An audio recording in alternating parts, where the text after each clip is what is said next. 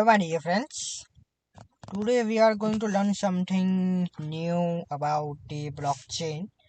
The topic is the tokens. Like it's not token, it's still like it's a block where we are adding the transactions. So we do the transactions sending one bitcoin to another as I shown you. Let me show you. Go to Chrome and search for blockchain.com. If you know, then I have previously shown you how what kind of data are stored in the blockchain, and especially in the Bitcoin blockchain. So let me take you there.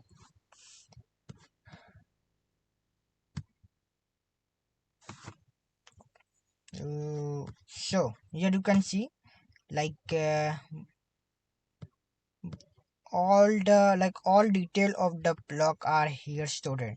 So here you can see the bitcoin, what like actually what kind of total amount of bitcoin are sent or received in this in this block of 960548, and what is the value of this bitcoin and value of today, what is the value of that bitcoin according to today's market.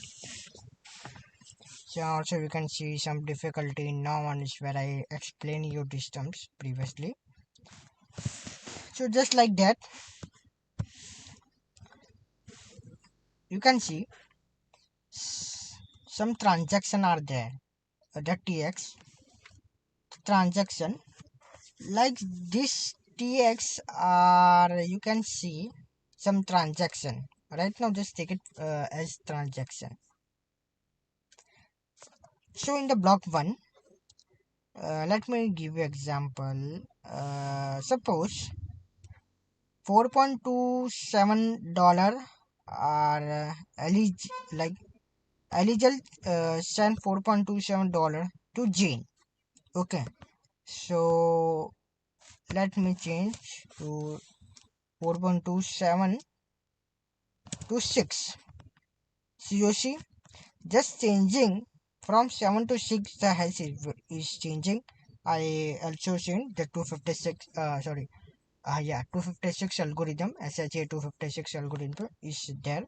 So that's why just changing single data, the hash is automatically changing, and directly it is affecting to the other blocks. Why? Because of the hashes and the previous hashes of block 2. So it is directly affecting the whole blockchain.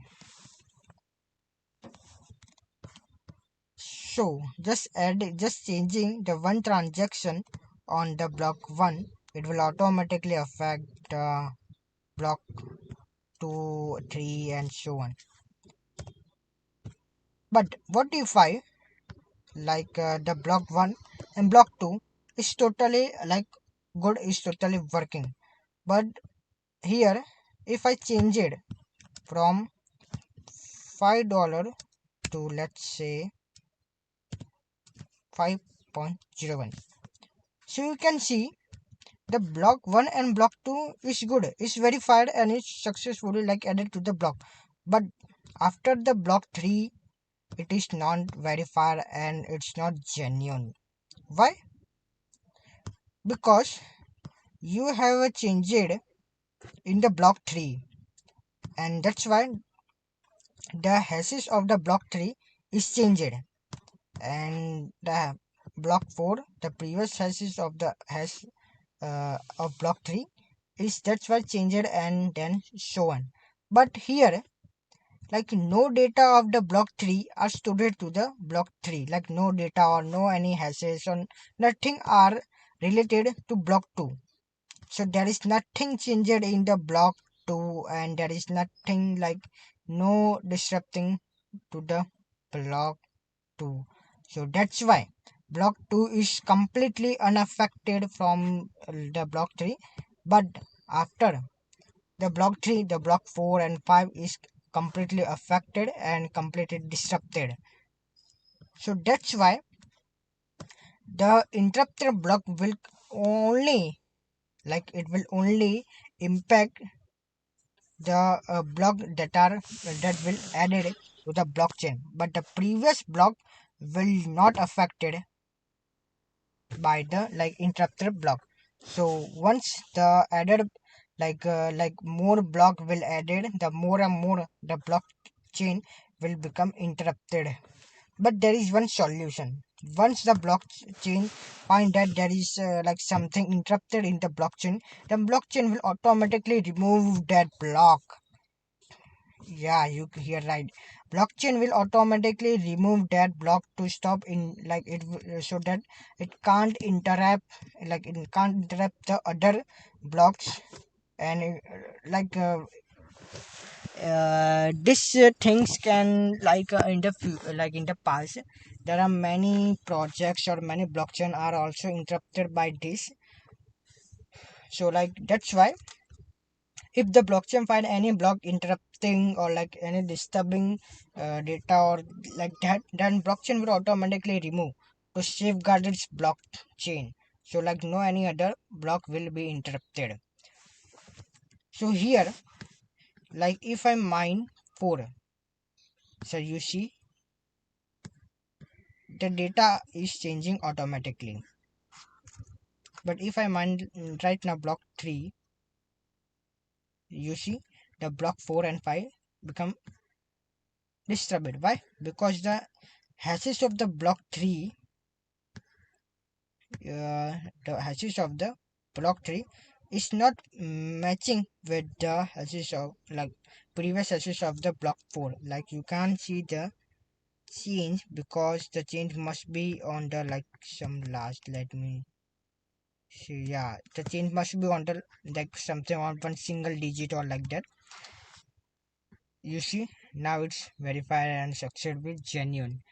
And for the block 5 2, so just like it and peer A, it's some block 1, like peer 1, so on. There will be another block, there will be other blockchain too. So peer B, peer C, and so on. So if any interrupting in peer B, then it will only affect the peer B blockchain, but the peer A and peer C blockchain will completely run without any interruption. So yeah, this is very good in the perspective of the blockchain, because it's only affecting the affected blockchain rather than affecting the whole blockchain ecosystem. So only peer B blockchain is affected and all other blockchain is safely working and mining their block. So I hope you like this video. See you in very next lecture. So stay tuned and stay healthy. If you have any question or any doubt, feel free to ask in the comment section below. I will answer you as soon as I can. Thank you for watching. Bye and have a nice day.